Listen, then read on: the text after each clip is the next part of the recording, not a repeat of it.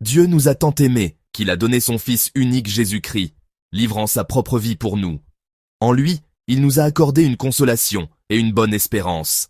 Dès lors, nous devons faire de même envers ceux qui sont affligés et sans espérance. Nous sommes appelés à les aimer, à les consoler, et à renoncer à notre vie de confort et d'abondance, afin qu'ils soient consolés. Voilà ce qu'est la croix. Donner sa vie pour les autres n'est, à première vue, ni agréable, ni valorisant. Ceux pour qui tu te sacrifies ne seront peut-être pas reconnaissants. Ils peuvent te blesser, t'insulter, te mépriser. Mais c'est exactement ce que le Christ a vécu. Ceux pour qui il donnait sa vie agissaient ainsi envers lui. Nous ne devons donc pas nous attendre à un autre traitement. Nous devons le faire parce que c'est cela, imiter le Christ.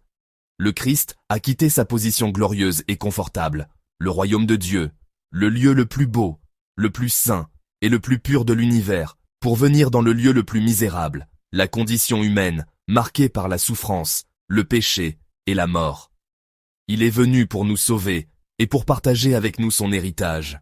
De même, nous sommes appelés à quitter le confort de nos belles maisons, de nos belles voitures, de notre sécurité, pour aller dans les lieux les plus misérables de ce monde, là où se trouvent ceux qui sont dans le besoin.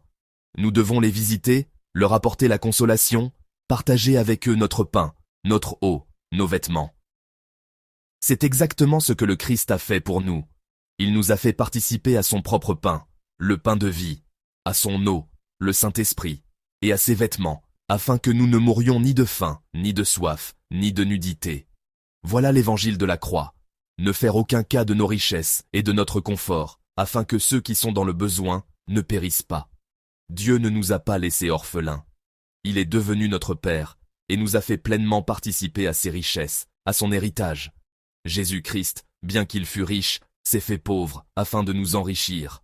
Nous devons donc faire de même, devenir des parents pour les orphelins, partager nos biens et notre héritage avec les veuves et les orphelins, d'abord parmi les chrétiens, puis aussi parmi les non-croyants. Voilà ce que signifie imiter le Christ. Dieu nous a adoptés, nous devons adopter. Dieu nous a donné une famille alors que nous n'en avions pas. Nous devons être une famille pour ceux qui n'en ont pas. Voilà l'évangile de Jésus-Christ. En nous bénissant de toute bénédiction spirituelle dans les lieux célestes en Christ, Dieu nous a consolés en nous faisant cohéritiers avec son Fils unique. Nous devons donc, à notre tour, aller consoler les veuves, les orphelins, les pauvres et les indigents dans leur affliction.